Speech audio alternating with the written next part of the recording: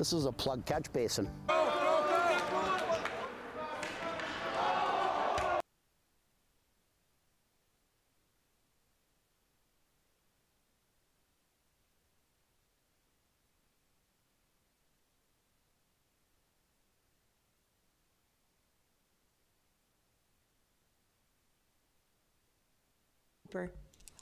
Very good. Motion for adoption of the agenda is amended. Moved Councillor Brino, seconded Councillor Thorpe. All those in favour? Any opposed? None. Motion carries. Motion for adoption of the minutes is circulated. Moved Councillor Hemmons, seconded Councillor Brino. All those in favour? Any opposed? None. Motion carries. On to presentations, and Liette Bates-Emer, Lead Audit Engagement Partner, KPMG, via Zoom, the KPMG preliminary audit presentation, and Ms. Burden will be joining her as well. Thank you, Mayor. Oh, perfect. You have our presentation there. Okay. You can go on to the first slide there. So I think I've met most of you before. I'm the or can you advance it one, please? There we go. So I'm the engagement partner. Sarah is our engagement senior manager, has been on the file for several years. And then we have a second partner who does a quality review of our audit, mainly the financial statements and the reports that we present to council, and that's Lenora Lee. I'll confirm at the planning stage that we are independent in our work as your auditors. Also confirm that at the conclusion of the audit again. The fees that we charge for our audit are consistent with the RFP that we answered. I think it was about 3 years ago. So the RFP had 3-year quote plus a two-year option to extend, which we have now done and provided quotes to management for the 2024 audit and the 2025 audit. Next slide, please. And then in our report, we discussed the materiality that we're planning to use in our audit this year. You'll see the details in our full report show that the materiality calculation is $4.4 million for this year. Last year it was $4 million. We're basing our materiality calculation off of total expenses of the prior year. So we're using 2023's total expenses, which were $206 million. We're at 2.1% of those expenses, and that's consistent with what we had, what we used last year as a percentage of the 2022 total expenses. So the materiality that we use in our audit is to, represent the maximum level of error that would change a user's decision when using the financial statements to make economic decisions. So we can't have errors in there greater than 4.4 million, or it would result in qualification of our audit opinion. We do our testing and our procedures over the various balances and transactions in the financial statements to a much lower level than the 4.4 million. So throughout our testing, if we find any errors greater than 220,000, they do get reported back to the committee when we present our findings. Next slide. So in terms of identifying any significant risks, as I've mentioned, that the plan is consistent with the prior years, where there hasn't really been any risks identified other than those required by professional standards to be identified, which is the risk of fraud due to management override of controls, which we address with our with sort of standard procedures, including testing of journal entries, looking at any significant unusual transactions or significant estimates used in the preparation of the financial statements. Next slide, please. So there's just some details of our audit approach to the various kind of significant areas within the financial statements there. In summary, we plan to take a consistent approach with prior years, and which are kind of detailed there in terms of the procedures that we do. Next slide. So the only kind of new thing for this year is the adoption of these 3 new public sector accounting standards. These are, I think, are going to be a lot easier to adopt than last year's asset retirement obligations and financial instruments standards. So the only one that may have an impact is the new revenue standard, which is the standard that basically provides guidance on the treatment of or revenue recognition of items that weren't previously defined in the public sector handbook. So management will just have to take a look at any of their. It would mainly be more commercial type revenues to ensure that recognition is in line with the new standard. I think for the most part, we saw with the March year ends in the public sector, there wasn't really much difference in the treatment of revenue recognition with the adoption of this standard, as most people were sort of recognizing things in line with what they put in writing already. So hopefully that's not a big deal. And then for the city, you don't have any public-private partnerships, so that's not going to impact you, the adoption of that. And then purchased intangibles, we haven't determined any yet, but obviously we'll just have to take a look at that to ensure there's nothing that would be treated any differently with those new standards.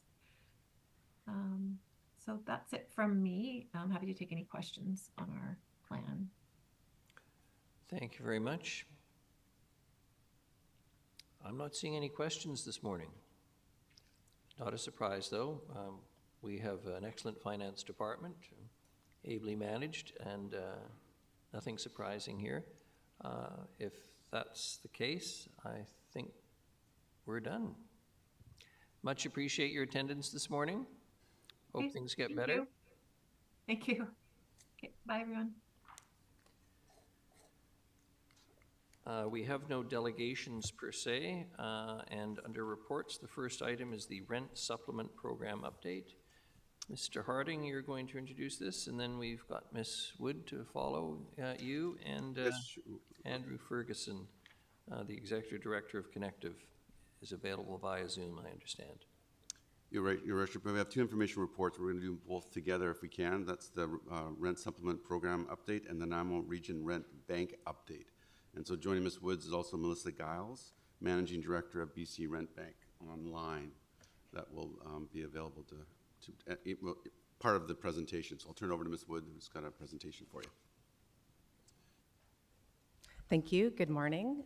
Good morning to Mr. Ferguson and Ms. Giles online as well. They're over on the Lower Mainland right now. I know Ms. Giles had hoped to come and attend in person, but with the ferry cancellations, there's also a very big Housing Central conference going on right now in Vancouver, so that's where Mr. Ferguson is today. So as Mr. Harding mentioned, I'm going to give you two information report presentations on the rent supplement and rent bank, and Ms. Giles is helping me present a few of the slides on BC Rent Bank.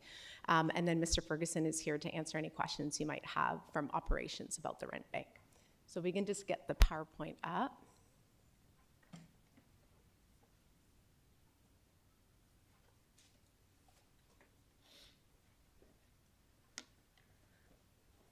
Perfect, thank you.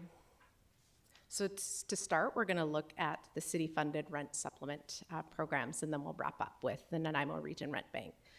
So as the committee might remember from last year, rent supplement payments are support payments to renters that bridge the gap between what an individual or family can afford to pay and what the actual cost of housing is.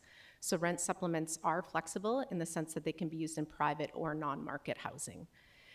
Rent supplements, I think I've referred in the past, are a really practical way of providing affordable housing and is faster than building a brand new non-market housing unit as well.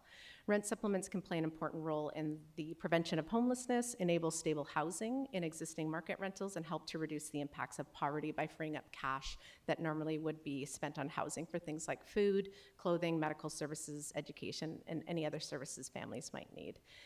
Rent supplements, depending on the program and the operator distributing them, could be a one-time payment or it could be an ongoing payment. So sometimes you hear about the BC Housing rent supplements. Sometimes those can be ongoing payments to help bridge that gap between what a family is earning and what their actual cost of housing is. At the September 11th, 2023 regular council meeting, council approved the allocation of $150,000 from the Online Accommodation Platform Fund in 2024 to be used to support rent supplement programs in Nanaimo, targeting those key areas of housing need identified in the Housing Needs Report. So Attachment A provides a summary of the population groups with the greatest barriers in accessing stable housing who struggle to access and retain affordable housing. So these populations are above there for the committee to see. During the month of November 2023, the city published a call for expression of interest through the city's bids and tender platform to provide rent supplement programs in Nanaimo. There were 5 organizations identified as registered plan takers. However, only 2 organizations submitted a formal expression of interest. So in February of this year, the Canadian Mental Health Association Mid-Island branch was awarded $22,500, and Connective Support Society in Nanaimo was awarded $127,500. Both agencies received the full requested amount that they outlined in their expression of interest. The city-funded rent supplement program for CMHA is embedded in their Street Reach outreach program. So the Street Reach outreach program operates 5 days a week and works to connect individuals living in encampments to support services such as housing, mental health, and substance use services. So the rent supplements are only used as capital, so they're actually used to help pay for somebody's rent. So if they find somebody housing, they use that money to help pay for rent and to also help them maintain their housing as well. And so they normally primarily serve low-income renters and people experiencing homelessness, and the average rent supplement issued, as reported to the city, was $545. So that's their average. Oh, I'm just going to go back one more. There we go. The city-funded rent supplement program is actually used to enhance several different programs within Connective that are offered by Connective.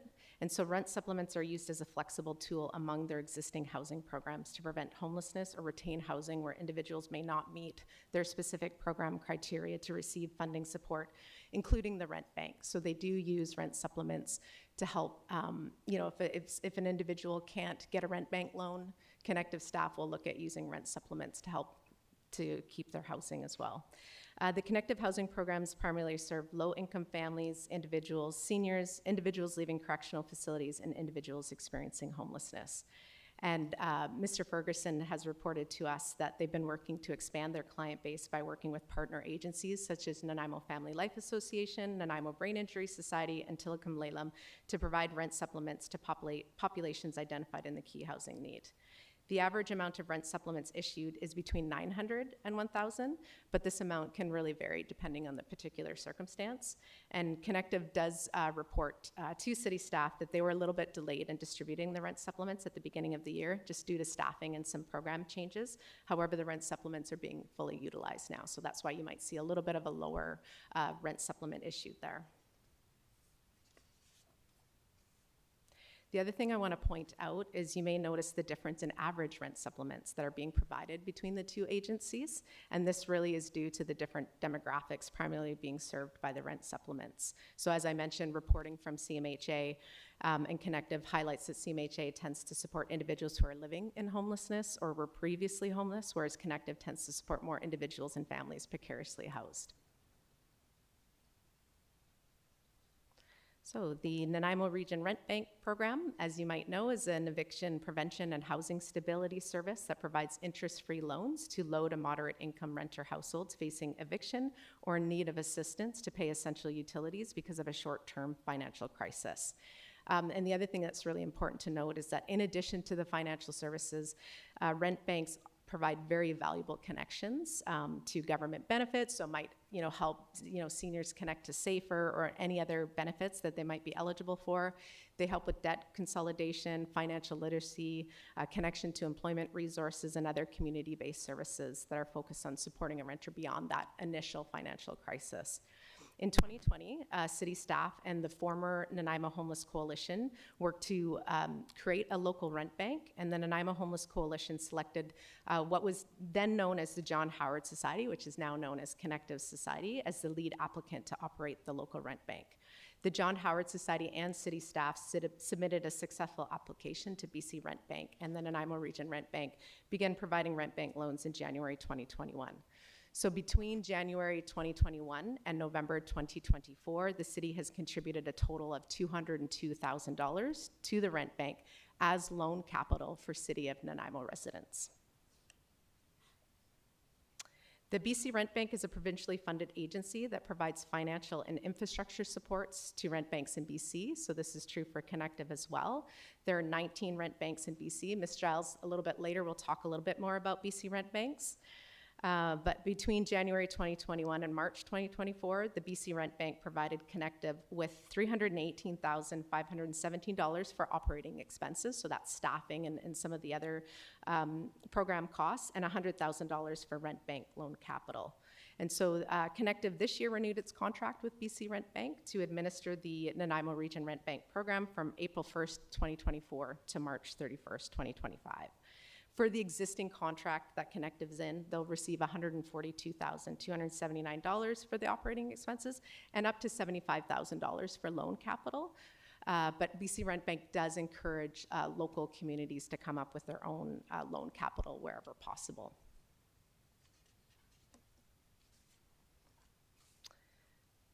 So I think you'll see in your report, it's highlighted that between January 2021 and March 2024, the City of Nanaimo contributed $165,000. So that's just in that time period because they have a little bit of a different fiscal year than we do.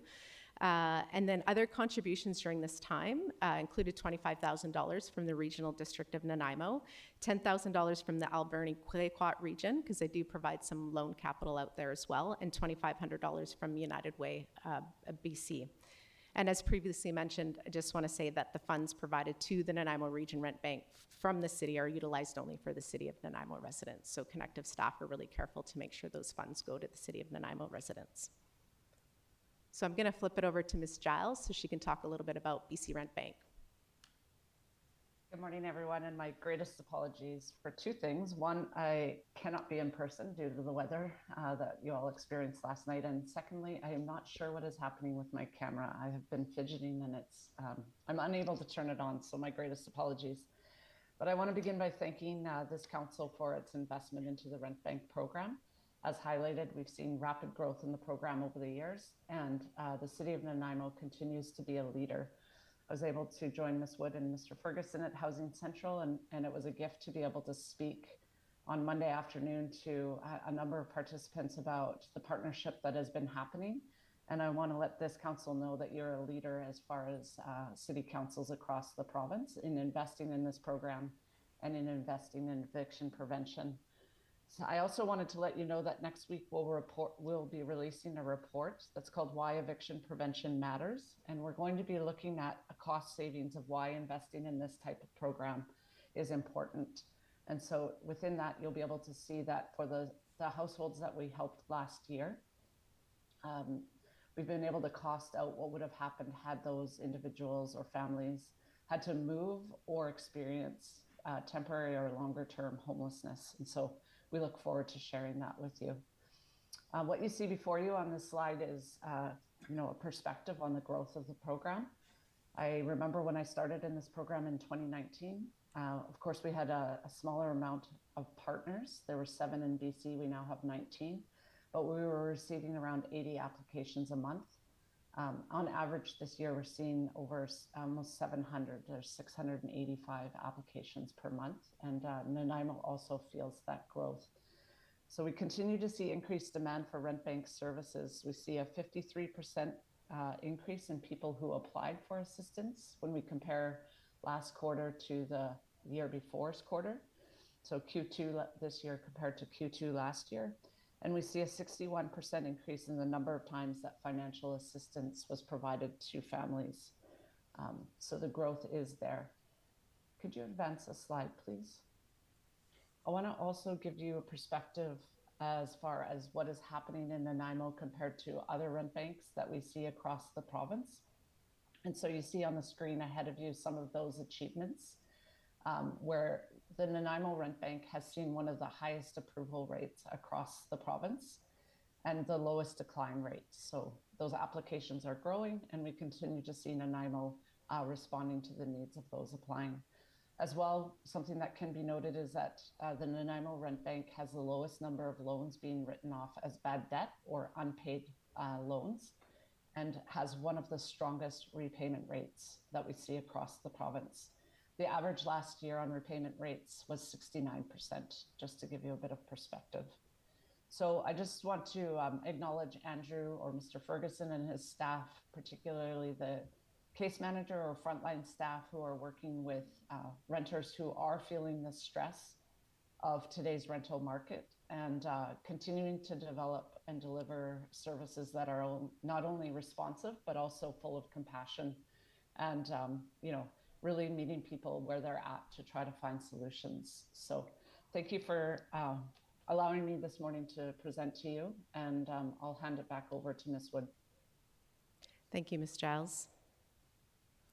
So before the committee, you'll just see a summary. So Connective reports that between September 2023 and September 2024, there were 376 pre-assessments received, 96 loans were issued at that time, and 71 households were provided with supplemental supports. So that includes connections to other support services, and it may include rent supplement supports as well as a grant payment. The Nanaimo Region Rent Bank issued $143,326 in loan funds and received $49,209 in loan repayments. So that kind of goes to what Ms. Giles was talking about the repayment, and of course also, unfortunately, the increased demand for supports as well.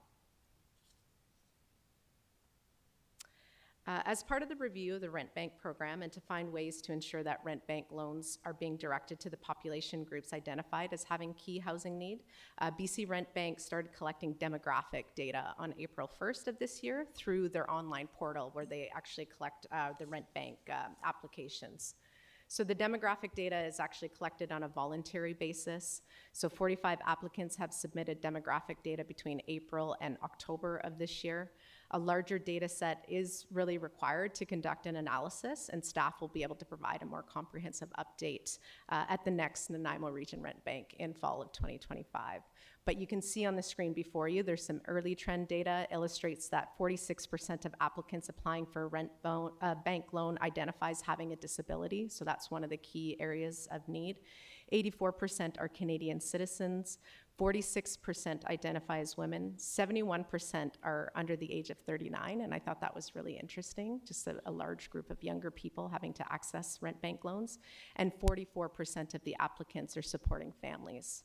In addition, Connective reports that in 2024, they improved some processes to better provide access to the Rent Bank program.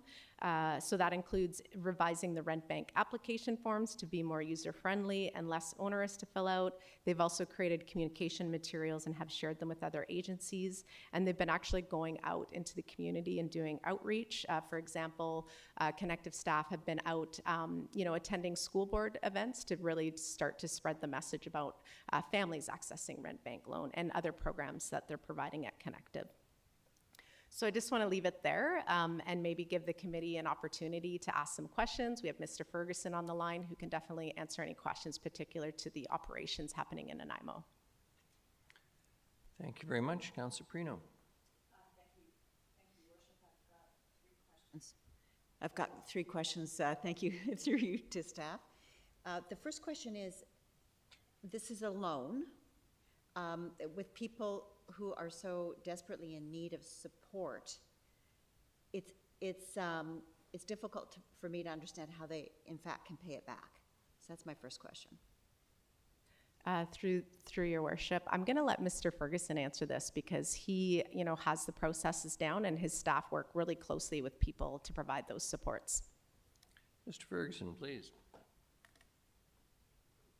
Thank you. To answer your question around what we see in terms of the financial, like month-to-month hardship that people experience here in Nanaimo with their rental rates and with the amount of income that they have coming in, when individuals or families come into the rent bank, we look to assess not just whether or not a rent bank loan is going to help them in the short term, but what are other ways in which we or our community partners can assist this case so that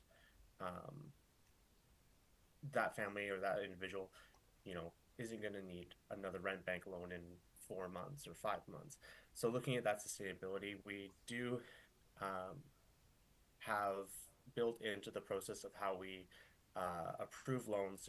What is the ability to repay that loan? What are the changes that we anticipate in that person's life, maybe around income or getting onto something like Safer or guaranteed income supplement? How's that going to change their ability to repay that loan? And because we are able to offer the rental supplements through a grant, we have a number of different avenues for each individual case, wherein we're able to look at what's the best solution and use of these funds to help this person in the long term. Okay. And a second question, if I might. So we always talk about the fact that really for your living expenses, your living accommodations should be no more than 30% of your salary. Do we try to supplement from 30%, like to get them to that 30%, or is there an average of where we take them to? Because some people spend more than others, and it's just a number that's been out there for a long time about, no more than 30% of your salary should go to your living accommodations. Not sure if that can be answered.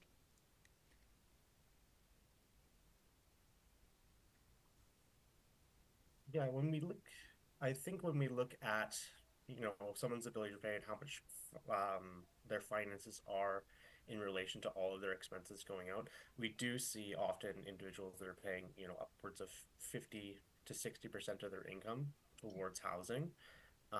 And what we seek to do with the rental supplements is bring them as close to that number as we can. Okay. Individuals living on, say, disability through the Ministry of Social Development and Poverty Reduction, their shelter rate of 500 is, I believe, more than 30% of the total amount that they receive. So we're never really able to get to that place with individuals through that system, but we are always looking for ways in which we can ease that burden.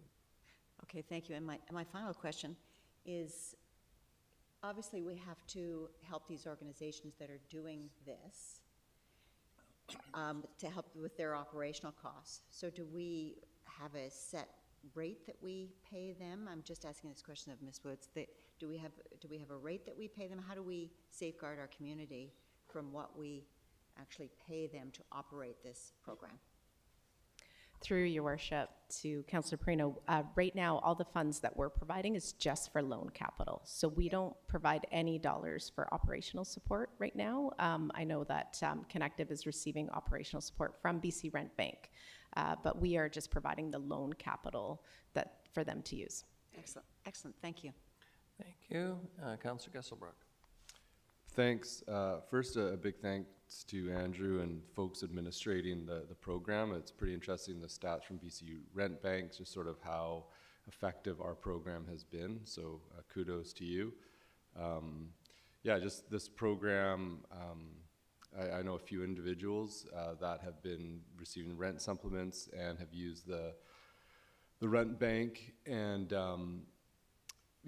they're living on the edge, and both times, like over a 10-year period, when they've lost housing before these programs, that's precipitated a spiral back into addiction, emergency services, detox, and the cost to get this person back online would have been astronomical. And so just with the study from BC Rent Bank, that would be really interesting to see the costing and impacts of that, because I think the loss of housing is sort of the first step in a descent, and so I think sometimes we could get criticism that housing's not really in the municipality's jurisdiction, but emergency services is, and we rack up costs in that realm. And so it'd be interesting if there's an actual cost saving from this program, and then also seeing how the tax from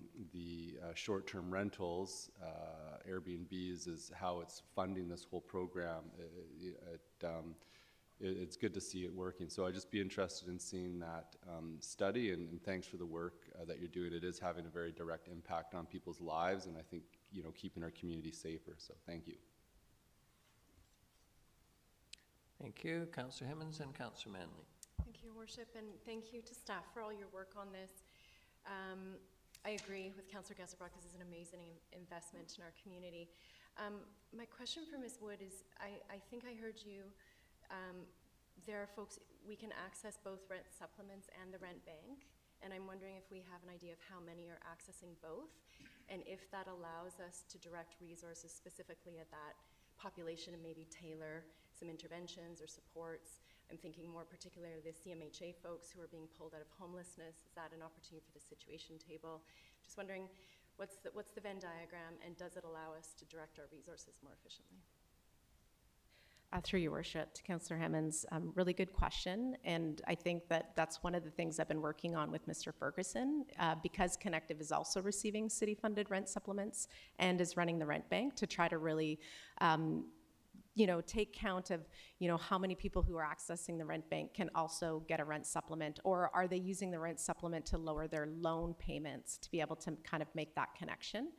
And then as far as like connecting to, you know, measuring how we're using these supports to support our most vulnerable, you know, we do have Connective staff and CMHA Street Reach staff that are at the situation table. And so they do come, and we do share when we do get folks who need access to housing and say they've had a house or they're about to lose their house, Connective staff and CMHA Street Reach there to say, hey, we've got these rent supplements. And so city staff are also at the table to be able to use those as tools within their program to connect that. And we've actually had some specific incidences where we've had folks who were about to lose their housing due to just a short-term financial crisis, didn't earn enough or meet most of the criteria for the rent bank loan, but were able to get a rent supplement. And then there's also conversation too around the table about, okay, this person's living in a house that's just too expensive for them. So some of that conversation also happens about, okay, how do we start looking for something that they actually can afford? I know that that's sounds a little strange, but you know, we do have people living amongst their means, and so how do we, you know, try to support them? And that's just some of the kind of, you know, staff support and counseling that a lot of these agencies are doing to say, you know, well, maybe you don't need the car, or maybe, you know, there's a place that you could rent that's a little bit cheaper, and just trying to kind of make it a little bit more sustainable long term so that they can live a little bit on their own as well. Thank you, I appreciate that. Thank you. Councillor Manley. Thank you, and through you, great report. Thank you for that. I just know from working in the shelter system that this is a very cost-effective way of assisting people. It's very expensive to have a shelter bed. It's much more cost-effective to provide a supplement so somebody can be in market housing, or to provide, you know, a loan to them so that they can stay where they are, and accessing the services, as you mentioned, super important to assist people in managing their finances and managing their lives, and ensuring that they don't end up on the street. My question is just about, we're looking at the numbers from September 23 to September 24, and the rent bank issued $140,000 in loans and received $49,000 in repayments. And the repayments are sometimes 24 months, sometimes 36 months to come back. What do the previous years look like with this program? Do you have stats for that to show? Because I imagine this $49,000 that's come back, that's from loans that went out a couple of years ago, or a year ago maybe? Through your worship. I'm gonna also let Mr. Ferguson answer this, but this is some of the conversation that city staff are having with Connective staff, because, you know, I think there's a lot of variables to really be able to ascertain how much money you're gonna get back, right? Because, you know, these are forgivable loans and things happen in people's lives. And so, you know, ultimately, you think about if people are paying back their loan, you know, at a 70% rate, that eventually as time goes on, there's a bit of a capital, because that money comes back into the rent bank capital loan for City of Nanaimo residents. So it's not going elsewhere when they are making that repayment. But, you know, if you think about the years that the rent bank has been operating, it's 2021. So we're really only at 3 years. And if people, you know, take 36 months to repay their loan, then we're only going to be starting to see what those trends look like. I don't have the stats in front of me about last year, but I do feel like there has been an increase in repayment, but I think that's because we're coming into that 3rd year of when the rent bank started. Mr. Ferguson, do you have anything to add about that?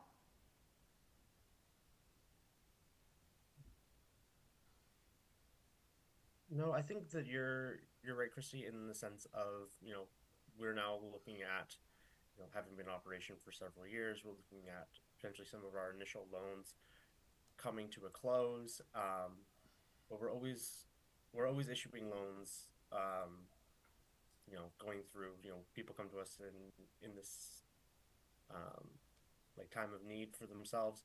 So there's always this conversation of, you know, how much are you going to be able to get recoup from this to put back into the fund so that you can use it for others. I think we're starting to have those conversations around what that looks like for, you know, these 24-month loans, 36. People are able to defer those loans for a month, if month or two, depending on, like, you know, what's going on in their circumstances. So there's a lot of variables to each individual case where we don't want to create hardship for those groups and those people that come to us for loans.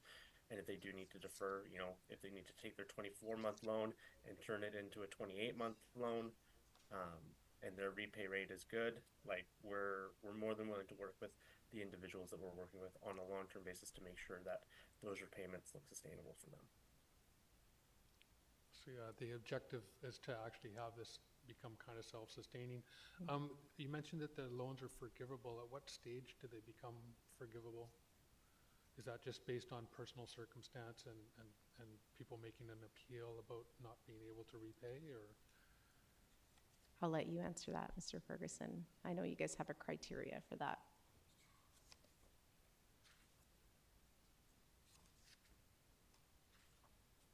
Sorry, could you repeat the question? It was just a bit hard to hear you. Just the comment was that they're forgivable loans, and I'm just wondering what the criteria is for somebody to be able to get to be forgiven for their loan, and what stage that happens at. We do have criteria around individuals who are maybe not repaying their loan, or they're, you know, going into deferring for a longer period of time. We have had a really successful rate of repayment thus far, which has been really great for the Nanaimo Rent Bank. But there are cases where, you know, will we have to write off this loan, and what do those circumstances look like? So those are an evolving conversation as we start getting into more loans and how many, like, may need to be forgiven in the future. Okay. Yeah, one thing I would say that I really like about this program is that when people are in the shelter system, it's often easier to get assistance if you have mental health and addiction challenges than if you're somebody that just happens to be working poor and you've lost your housing. So getting a supplement and helping people get their feet back on the ground is super important, and helps get people out of the shelter system and frees up space for people who are having a lot more difficulty in their lives. So appreciate the report and appreciate the program. Thank you. Thank you very much. No further questions? If you don't mind, Your Worship, I just wanted to, with the committee's permission, and if you're agreeable, the next time we come, I can definitely do a comparison over the last 4 years, because it'll be close to 4 years at that time, about the repayment rate. And then you can kind of see some of the trends that are happening. And the other thing I was going to mention is just, you know, in your comment about, you know, people who just recently lost their housing, the nice thing about, you know, especially the rent supplements that I'm quite pleased about is that they're flexible. if you've ever heard about rent supplements through BC Housing, there's a lot of rules. Like if you're getting this, you can't get this. If you're, and we know, I think somebody mentioned the shelter rate. That's really a low shelter rate. And so if you're getting that shelter rate, you sometimes are not able to get additional rent supplements from BC Housing, but you can through these programs, through the city-funded rent supplements, which I think are really important, especially for youth who are just looking, just starting out in life, and seniors who, are getting a very low shelter rate. So this is very supportive to keep them housed. Councillor Eastmere. Thank you. Sorry, I just have one more question on that, because I know that there's a number, we have a lot of corporate ownership of apartment buildings, and there's many now where if the rent amount is more than 30% of your income, they simply won't rent to you. Do you know that does the rent supplement reflect as income for someone and allow them to get into some of these buildings where there's a threshold and it can't be more than 30% of your income? Through your worship, Councillor Eastmere, I might let Mr. Ferguson answer this if he's got any experience, because I know Connective also provides BC Housing rent supplements.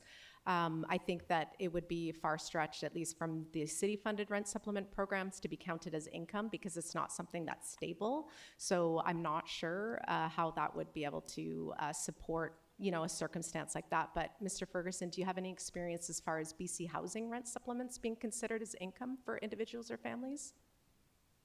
Yes, I can speak to BC Housing rental supplements a little bit in my experience. They are considered income for the individuals that receive them. We at Connective have for a very long time, as rents have increased, and this concern from landlords of, can you afford this rent? Are you able to, if I rent this place to you, will you be able to pay your rent in 2 months or 3 months? So there's always been that concern. And we've developed a system where through letters of confirmation, we're able to provide those landlords with, this person's going to get a rental supplement, or you as a landlord are going to directly get this rental supplement, and it's going to be in this amount, and it's for this long. And that has, in our experience, eased the minds of landlords that want to have individuals or families move into their rentals where they know that tenant isn't being stretched too far, and that rent is always going to be sort of a precarious place for them. Okay, yeah, I really appreciate hearing that, and I think rental supplements are going to become an increasingly important tool as rent costs continue to go up. And I know we have a lot of vacant apartments in Nanaimo that people simply can't afford, and the corporations would rather leave them empty than rent to someone, which is really tricky. So I know this is something that we advocated to the province about when we were at UBCM, about the need for more rental supplements, and I would like to see more support coming from the province on that as well. Thank you. Thank you very much. Much appreciate the attendance this morning. Ms. Wood, Ms. Giles, and Mr. Ferguson. And Mr. LeBerge, we're back up. The next is the online accommodation platform funds. Mr. Holm, you're going to introduce this? Yes, thank you. Very briefly, and I'll turn it over to Ms. Brinkman. This is just to seek a direction with regard to allocation of 2025 online accommodation platform revenue. And Ms. Brinkman will touch on the details. Thank you. Thank you very much. Ms. Brinkman, good morning. Welcome. Good morning. Thank you. So this report is to provide a recommendation for the use of online accommodation platform funds, OAP funds, which are collected from short-term rental platforms as part of the municipal and regional district tax program. So OAP funds may be used by the city to support affordable housing initiatives, and the city is required to provide a report to Destination BC by November 30th, stating how we intend to use the OAP funds in 2025. So in this report, staff is recommending a similar allocation of OAP funds as was approved by Council in 2024. So what we're recommending is $150,000 to the rent supplement program and $150,000 to the rent bank program, supporting the programs that Ms. Wood was talking about earlier.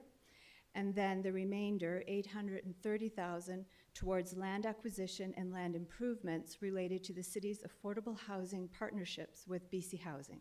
So the various sites and developments we have going there. So in particular, staff anticipate that the $750,000 promised to BC Housing for the Navigation Center in 2022 may be needed to support the supportive housing at 1030 Old Victoria Road in 2025. So rather than using Housing Legacy Reserve funds, we're recommending that OAP funds be used. So, and a final comment about HappyPad.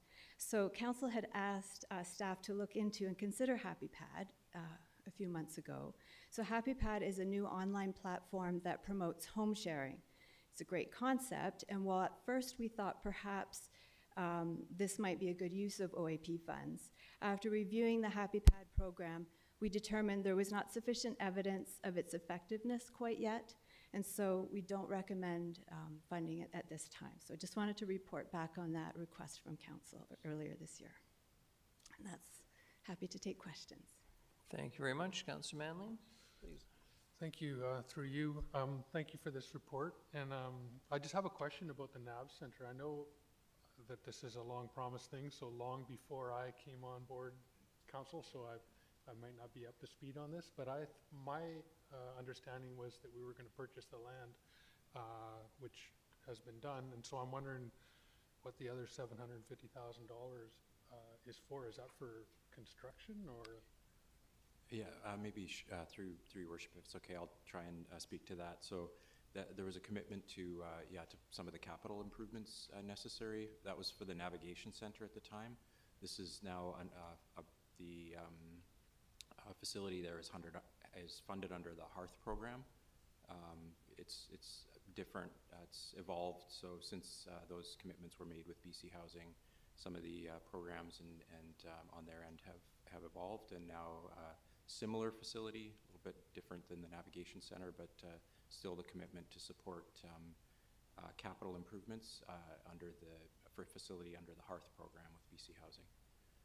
And we don't have those kind of commitments under other Hearth program facilities, do we?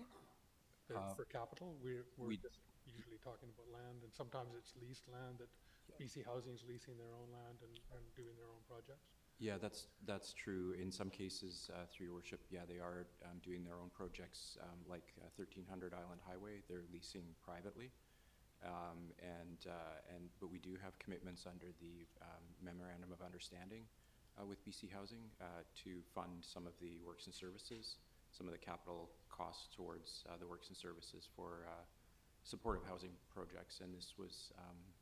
The $750,000 to the NAV Center was for capital improvements related to that. At 1030 Old Victoria, that's now a project under the Hearth program, but the funds would be, we're expecting the BC Housing will call on that commitment this coming year as they're developing the site. So it could be works and services in and around that site, sidewalks and road improvements. There's a commitment towards some of those improvements as well coming later, but this is for capital improvements, so it could be for the cost of developing the site for the Hearth program. Okay, thanks. Thank you. Councillor Himmons. Sorry, Mr. Lindsay. Thank you, Worship. Just to add on to that a little bit, just the context piece of council remembers when the NAV Center was originally announced by the province, it included basically zero funds for capital from them. It was simply looking for an existing building to set up in, and it took a long time to find any willing site or any willing operator or owner. So at that time, council put forward the suggestion that if they moved towards using a temporary buildings or modular buildings, that the council would be supportive of that and provide. That's where the capital proposal came from, and it predated the Heart and Hearth announcement or discussion. So it's a long-standing commitment that goes back to try to get the navigation project moving forward. Thank you, Ms. Lindsay. Councillor Himmons. Thank you. I'd just like to move the recommended motion, if you're ready for that. Seconded. Councillor Gesselbrock. Thank you for the report and recommendation. I want to note quickly, I want to express my gratitude for chasing the HappyPad and bringing this conclusion back to us. Just for council's reminder, this was the faith community that came to council and said, how can we help you with housing? And this is the direction they went in, they presented to council, and now we have an outcome for them on that. And I just wanted to highlight that as there's a lot of quiet supporters in our community, so thank you, and thanks for exploring it, and thanks for the recommendations. Thank you. Councillor Prino, then Councillor Gesselbrock. Thank you, Your Worship. Quick question through you. So, and I was going to mention as well the Happy Pad. I thought that was such an interesting program to be a part of, but now we are completely walking away from that. Is that correct? Given that you don't have sufficient evidence that it was working at all. Through your worship, we'll continue to monitor for sure. It is an interesting concept. Yeah. And so, yeah, we'll continue to monitor and stay in touch with them. But for now, I think let's just see how it's unfolding in other communities. Okay, good, thank you. And just if I may, Your Worship, one other quick question. So the money that's going to the 1030 Old Victoria, is that anticipated to be used in 2025? Correct. It's yeah, not gonna wait maybe another not year? all, but Okay. we do expect perhaps some may be needed. Okay, but we do hold the money until they use it, is that right? So we know what's going on? Good, thank you. Thank you. Councillor Gesselbrock? No? Motion's been made, seconded. All those in favor? Any opposed? None. Motion carries. Thank you very much. Appreciate the presentation. The next is the Loaves and Fishes Warehouse Distribution Center. Request to waive fees and servicing agreements. Your Worship, Yes. I have to declare Yes, conflict. I'm on yes. the board. Thank you.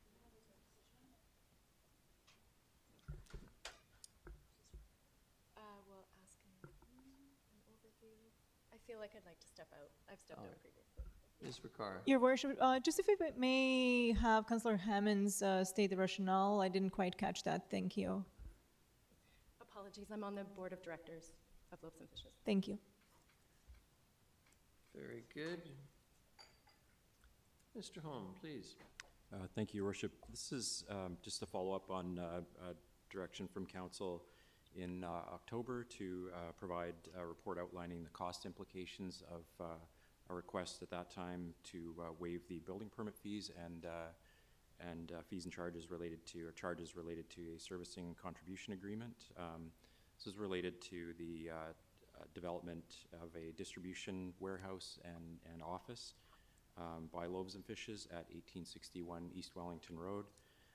The distribution warehouse and office are to support food recovery and food distribution within 30 communities across Vancouver Island. And the property, council will recall, there's just as a bit of background, was purchased by the city in 2021, 1861 East Wellington Road, and has been leased to Loaves and Fishes for a 30-year period for the purpose that they're proposing here.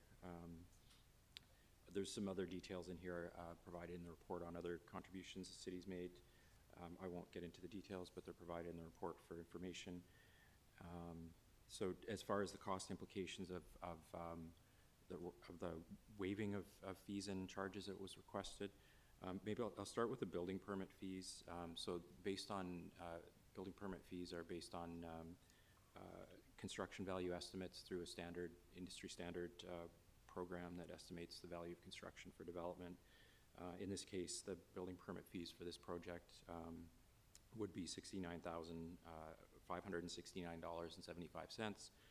There is no ability to waive the fees, and we don't waive the fees, a bylaw requirement for other for city projects or other nonprofit or for instance the school district or Vancouver Island Health Authority.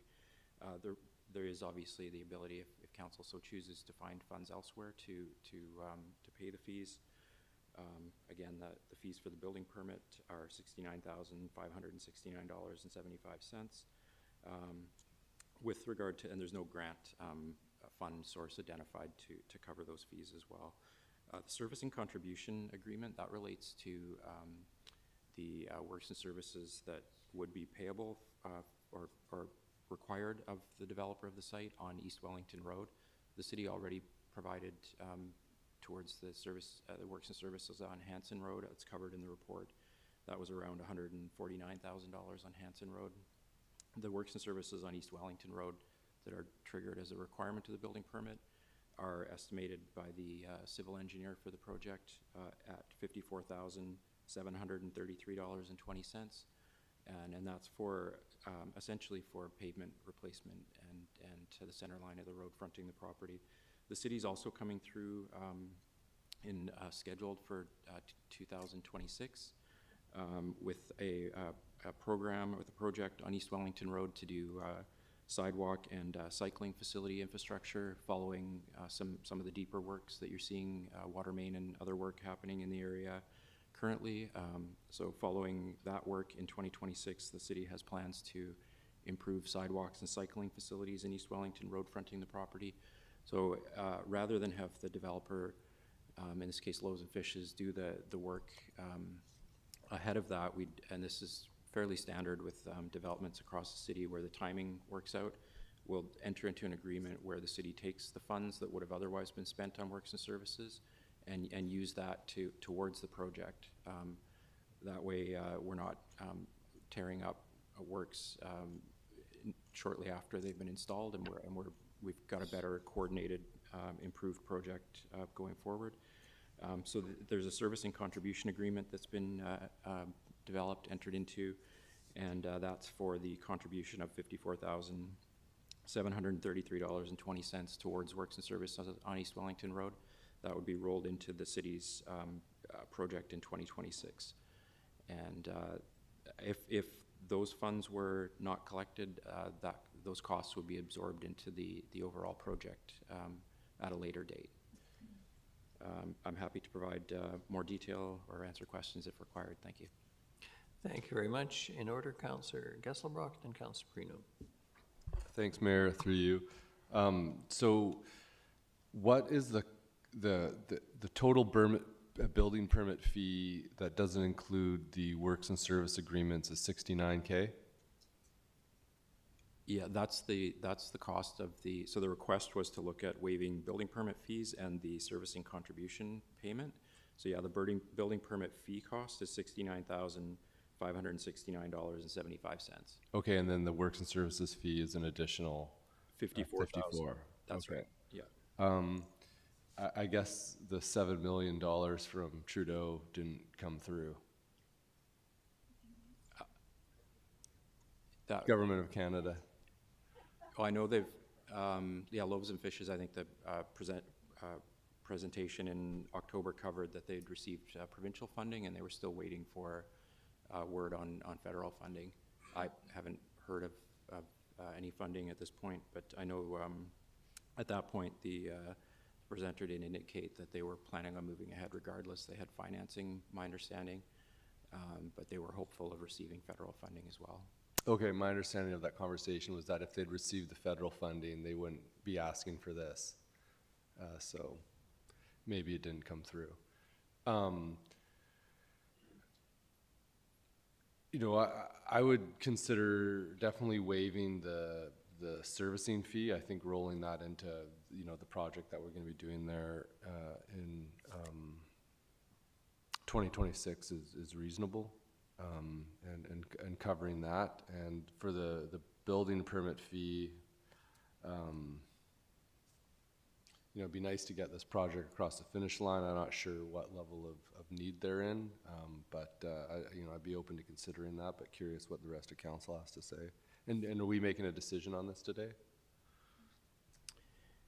Well, this is presented for information, but we could take, I'd maybe let Mr. Lindsay or Ms. Mercer speak to it, but we could take direction on council's welcome to provide direction at any time. We could take direction to. Because, you know, one thing, there's been, you know, a lot of little asks here and there, and, you know, one thing that we could do is just roll this in as a decision point in the budget deliberation, just so that we can kind of see the whole big picture of what all the asks are going to cost, and, you know, make a decision looking at the overall tax requisition total.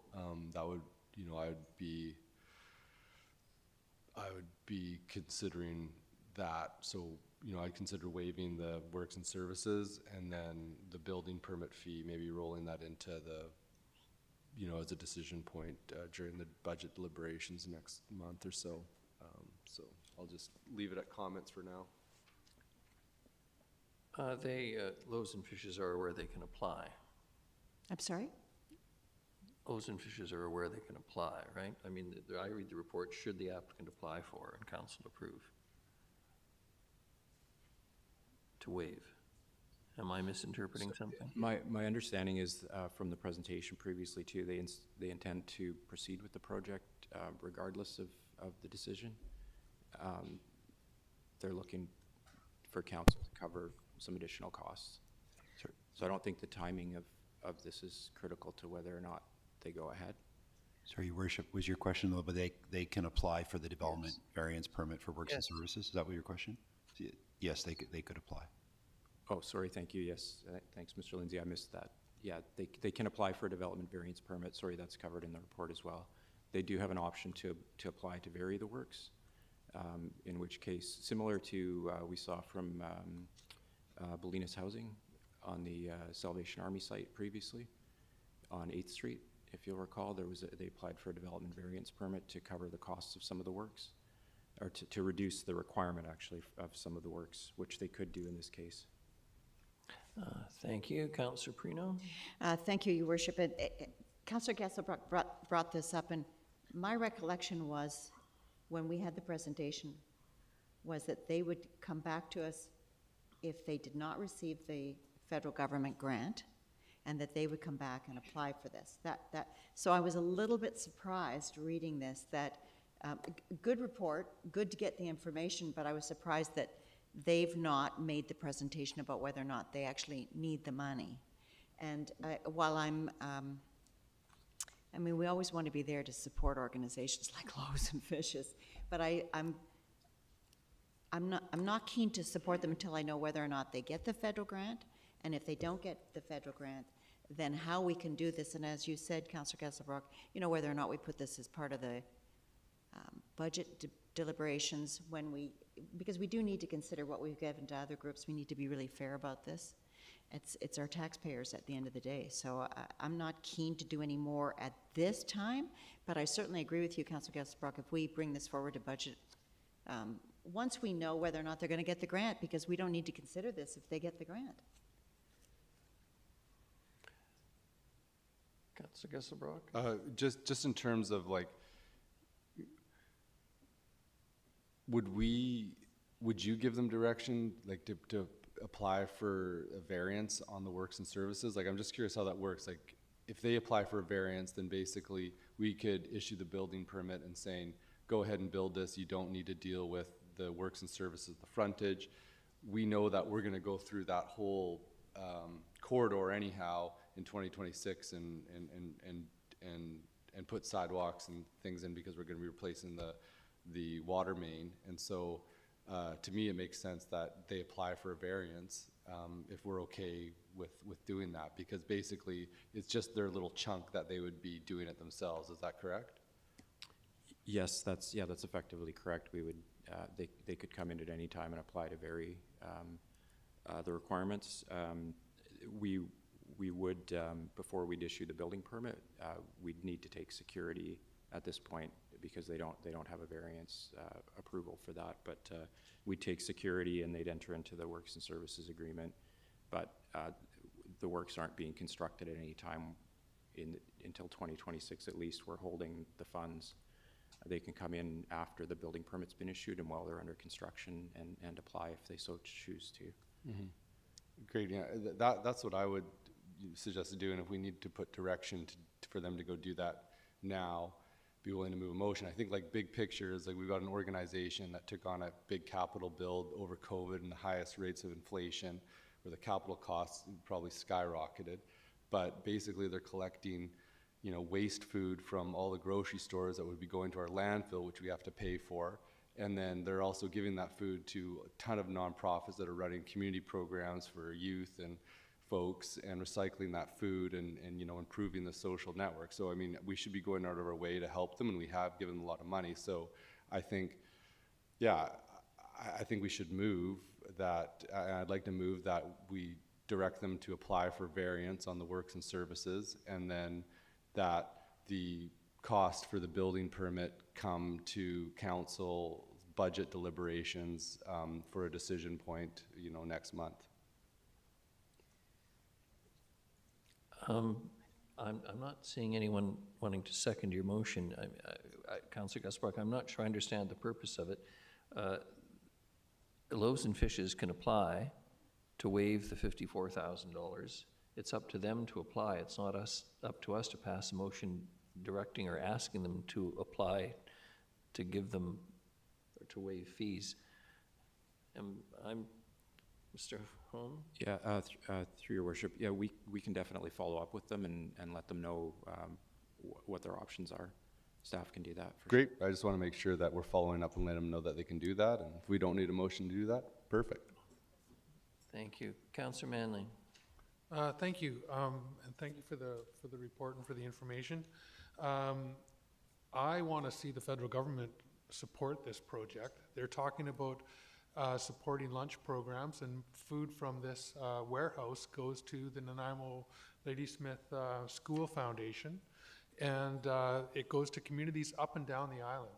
So this is a central hub of, taking, as Councillor Gesselbrock pointed out, food from grocery stores and ensuring that it doesn't get wasted, it doesn't go into the landfill, and it goes to people in need. And it's servicing a good chunk of the island. So I'm wondering what we can do in terms of lobbying the federal government to kick in their fair share.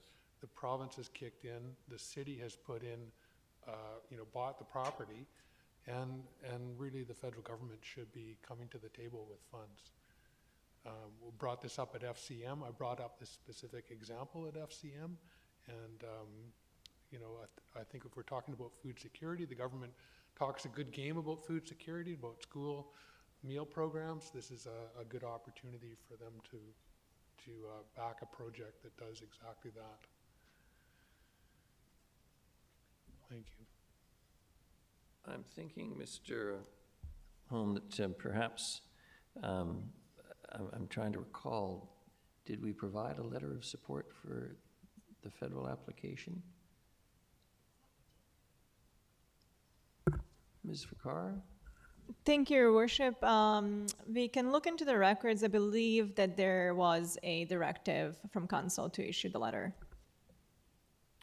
Yeah, we just need to keep I pushing. I think we've done it. Yeah. No sense gilding the lily here. Councillor Gesselbrock? Yeah, just, it'd be great to inquire when you speak to them next, just where exactly that potential funding is, and if, it would be useful for council to write another letter, to get some feedback on that, and if it is, then we can do another one if it is going to be helpful, but just, wait for a report back from you, or get the director to reach out to us, via email. Mr. Holm, if you can do a little investigation, even an email around to council. I'm not looking for a formal report and putting it on an agenda. We can take it from there once we see what stage it's at, and presuming that we did provide a letter of support already, and where the federal funding application is at, okay? Yeah, absolutely. We'll provide an update. Thanks.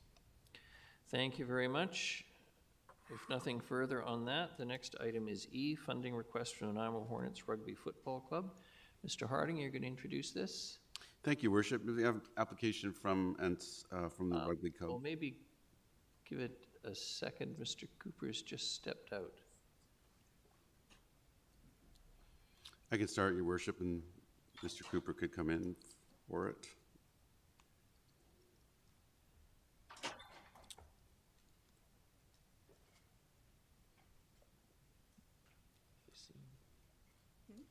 Seen in your computer. Oh, there he is.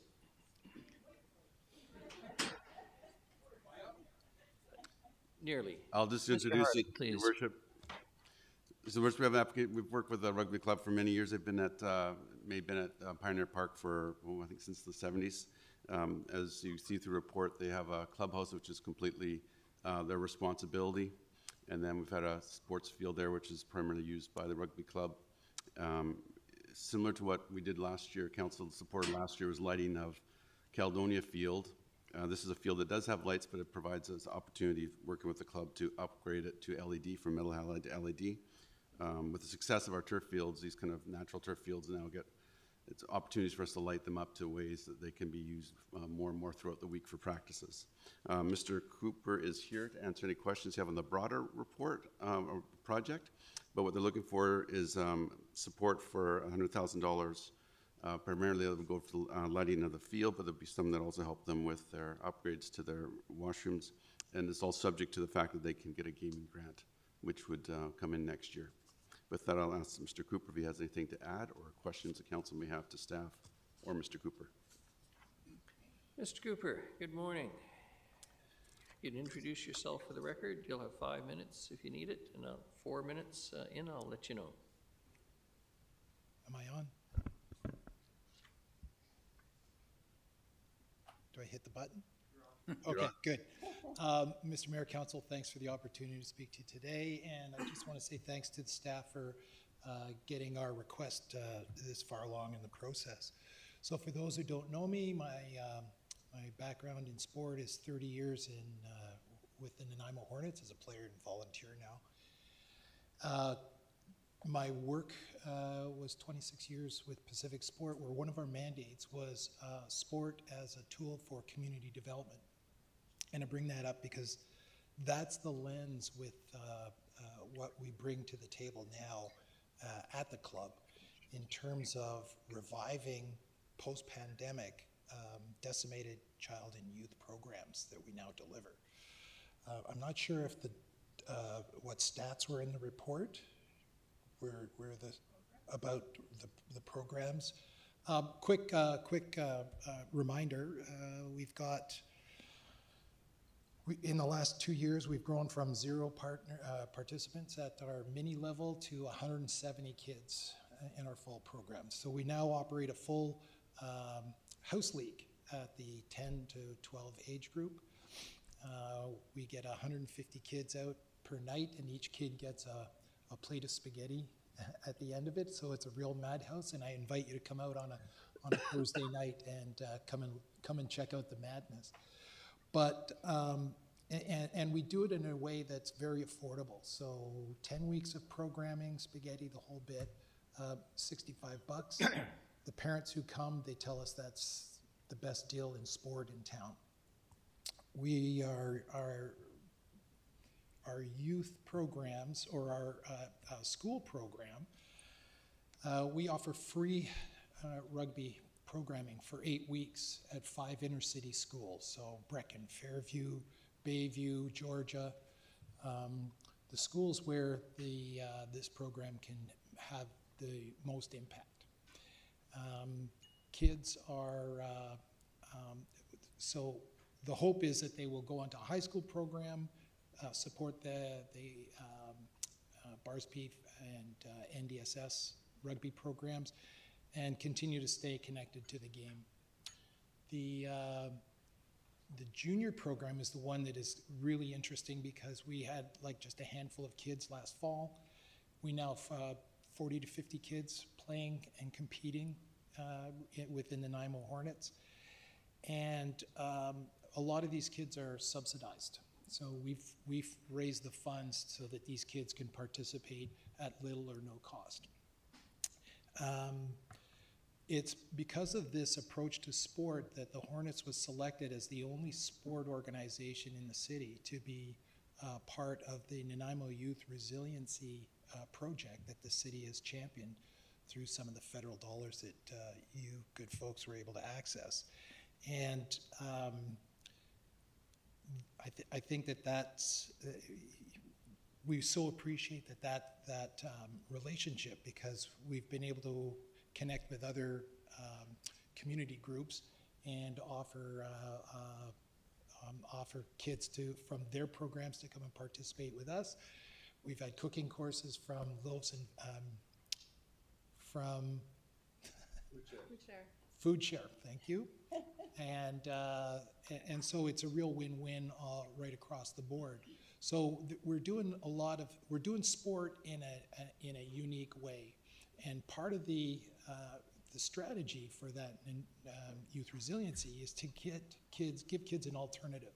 So the lights that And we're 1 talking minute. about here is going to allow us to put actual competition on, present competition on Friday nights for our junior program, where we hope to not only have boys and girls play in rugby, but then afterwards there's socials in the rugby club.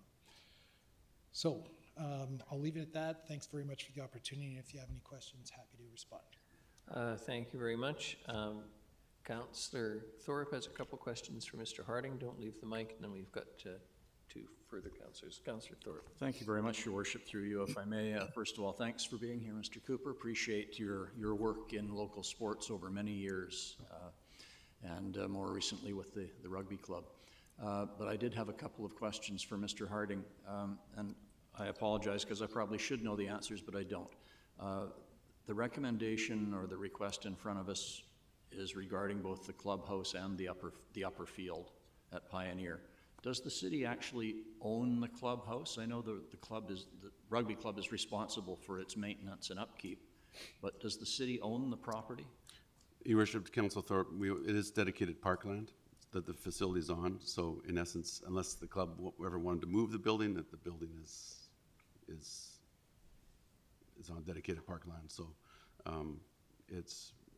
they've built it, they've maintained it, similar to what the curling club situation was. Again, on dedicated parkland, the building, they've maintained it over the years and do it. Right. So the club, we provide no assistance to the rugby club for that clubhouse. No, I understand. That's the comparison that I had in my mind, so thank you.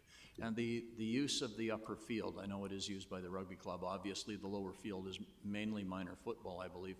Do other user groups in the city use the upper field, or is it primarily rugby? It's primarily rugby, although when time does permit over the years, it's been used. However, with the success of the 5 turf fields now, it's taken on so much of that extra use, those fields. But if and when there is a need and rugby's not utilizing it, it's been used by other groups and organizations. All right, thanks for clarifying that. Well, other councillors wish to make comment or ask questions, but in my mind, anytime we can upgrade local facilities, that's a good thing, and especially when we can do it in partnership with community groups. So I'll let others speak. Thank you.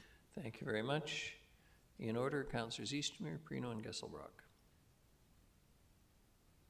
Oh, thank you. Actually, that answered my question, and so I was going to move option 1. Yes. And do you want to speak to it, Councillor Eastmere? I think the presentation was robust. The amount of community work that this organization is doing, the low barrier to access, I think, is really important because sports are very expensive, and the fact that they're tying like meal programs into it, I think, is fantastic. So it's a worthwhile thing, and this is contingent on them accessing grants from the BC Community Gaming Capital Grant Program. So we would be kicking in to support that, and so the fact that it's contingent on that, I think, is well worth it. Thank you, Councillor Prino. Thank you, Your Worship, and I do have a couple of questions, if I might. I'm so impressed that you've been able to raise $100,000. Do you do that by the rental of the building? Partly. Okay. And it's interesting you bring that up because part of the facility upgrade that we're looking at doing is a universal access washroom facility so that especially disabled persons can access. And just as recently as a month, one of the rentals we had to pass on when a business had wheelchair staff that we couldn't accommodate. Okay, I just know that one of the Rotary clubs meets there, and it's just it's a wonderful building, and I live near that area and see the kids, and I think it's incredible. I just wondered about the grant. You may not be able to answer this, Mr. Cooper, but staff, if possible, what happens if we don't get the grant? We don't provide the money according to the motion. I know. Well, no, it's $100,000 from Your Worship, us. we would, to Council Perino, we'd come back, we'd work with the club and come back to you if they weren't able to secure the gaming grant. We'd come back with other options, work with the club. It'd have to come back though to council, it wouldn't proceed without coming back to council, looking at other options. Mr. Cooper, you have to keep going and keep renting that, that room. And I'll be fully supportive of this, and thank you for all the work you do. This is wonderful, and I've seen that field full, so it's wonderful. Great. Ms. Ricard. Thank you, Your Worship. If I may just suggest a slight adjustment to the wording of the motion that is being considered. So after the Strategic Infrastructure Reserve Fund, to specify that the funding will be provided for field lighting and clubhouse washroom upgrades for the clarity.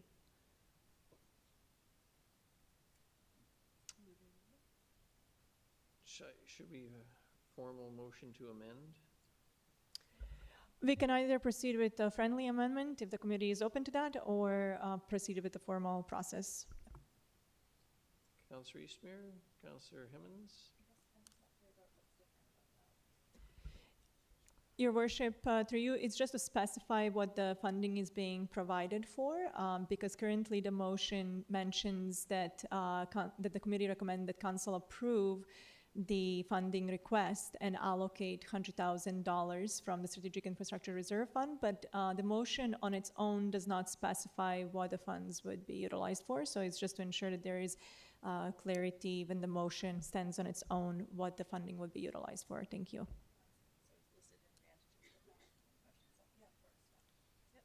We have agreement. Councillor Gesselbrock.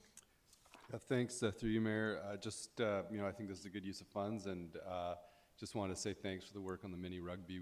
I live very close to Bayview School, and just the other day, and there's a lot of struggling families in that neighborhood, and just the other day, this girl and her little sister, who was probably like 3 years old or 4, were walking down the road with a big piece of pizza and pizza sauce all over their face, just beaming, and they're like, and their older sister's like, I was just at mini rugby, and she was talking about rugby, and just like so proud, and her little sister was like, watch her the whole time, you know, in line to probably step into that next. So thanks for the work, and it is making a difference in the neighborhood. You're hearing people talking about little kids rugby all the time, and it is interesting to hear, so thanks. Well, the goal is to have a full-blown mini program happening in the south end. So that's ultimately what we're shooting for. More kids in the cult. No further questions, Mr. Cooper. Thank you very much. Nice to see you. Thank you very much. Best to the family.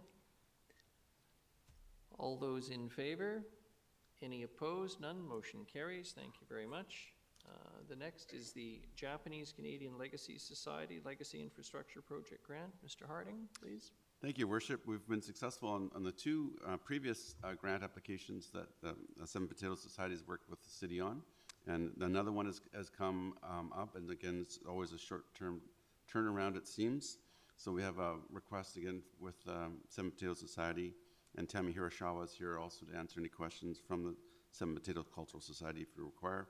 But it's to go for a grant of up to $1 million to add facilities at Bevan Park. So some of the details wouldn't be there yet, but the idea is to create a cultural facility, outdoor facility place at Bevan Park. But there's a deadline of December 1st, so that's why we're quickly getting this in front of council. Moved by Councillor Manley, seconded Councillor Hemmens. Ms. Vicar. Thank you, Your Worship. In this instance as well, staff would just like to suggest a couple slight wording amendments to the recommendations that are before the committee. So for portion 3, instead of agreeing the city would be responsible for the project construction and ongoing maintenance, if the grant application is successful, we propose that the wording be amended to that the city, the committee recommend council confirm the city would be responsible. So confirm instead of agree. And then for the portion 4 of the recommendation, we would like to suggest that the wording be updated to state authorize staff to enter into an agreement, since it wouldn't be council directly entering into the agreement. Thank you. Friendly amendment. Looks like everyone's happy. We like happy people. Discussion on this, Councillor Eastmere? No. All those in favor and any opposed? None. Motion carries. Thank you very much. Thank you for attending this morning.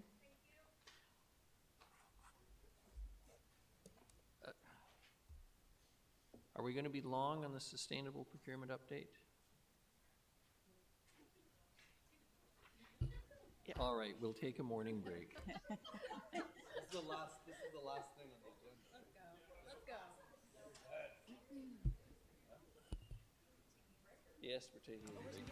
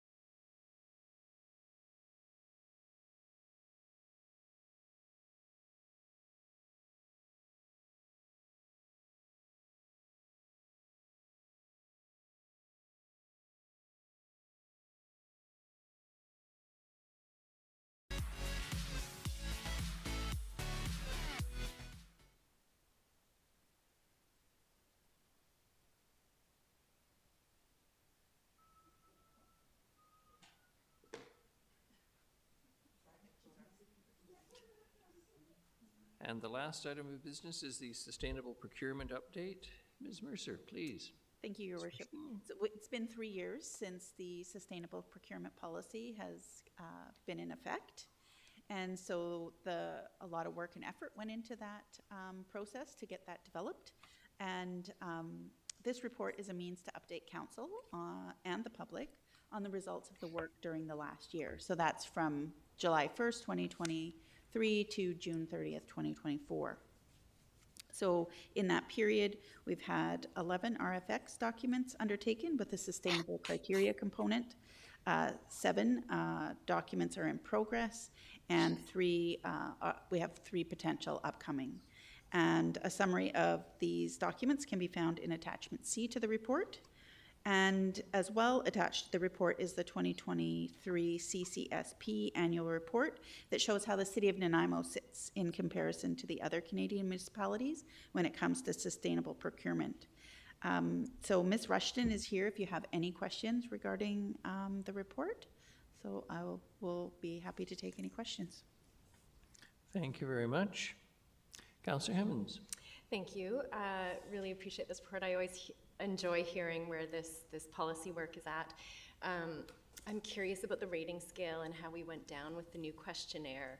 That was quite significant, and I wonder if that was a trend across all of the folks who filled out the questionnaire. Like, was that they're just kind of recalibrating their baseline data, and we're all... Yeah, so the Canadian, through the chair to Councillor Hemmons, the Canadian Council for Sustainable Procurement has ramped up their requirements after being in the realm for 10 years. They recognize that to stay the same is to stay stagnant. So they have taken their criteria and made it much more harder to achieve those moon chart achievements. So I do believe others have struggled, but our story is not a singular one. However, I do want to note that we have maintained one consistent element throughout this whole thing, and that is the unfilled position. So we're not as strong as we would like to be in this space. But with that, I would like to announce that we have filled 2 positions in the last few months. Happy dances in the hallway. You're spot on. So I'm anticipating that we will be able to re-kickstart this program with some more vigor and more efficiencies, and so that our next report coming back to you will be a little bit more robust and a little bit better story.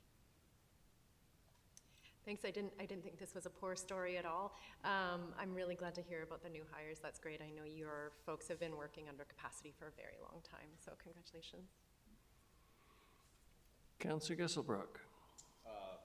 Thanks. No, it's really good news about the new hires, and just a big thank you for sort of holding the front under probably a tremendous amount of workload and that. And yeah, I look forward to the next report. And we did make an advancement in there was one procedures, I think. There was a quarter mood that was added. And I just had a question just on our reporting. What does the number of draft bids where feedback was solicited and number of vendors who responded measure? I don't understand that part of the procurement process. Through the chair to Councillor Gesselbrock. It is an opportunity to prime the vendor community. So if we're entering into a space where we're not sure, what is their sustainable profile look like, it gives us the opportunity to publish a draft of the document and receive that feedback from the vendor community. So are we asking for things that actually exist, or are we asking for something that people are going to exceed in? And gives us the opportunity to have that collaboration with the vendor community long before we publish the document, so that we're not asking for things that don't exist, but we're asking for things that can be right-sized to that particular commodity and that particular vendor community. So we would use that in that situation where we're just not sure. Okay, great. And the two positions that were hired, so the one position that's been vacant for quite a long time, that one was filled, and then there's another position that. Yes. Okay, great, cool. Thanks so much. Thank you. Thank you. Not seeing any further questions. Much appreciate the report. We have no other business. I'm sure we have nothing in question period. Motion to adjourn. Motion to adjourn, Councillor Hemmons, seconded Councillor Perino. All those in favor? Any opposed? None. Motion carries. Thank you very much, everyone.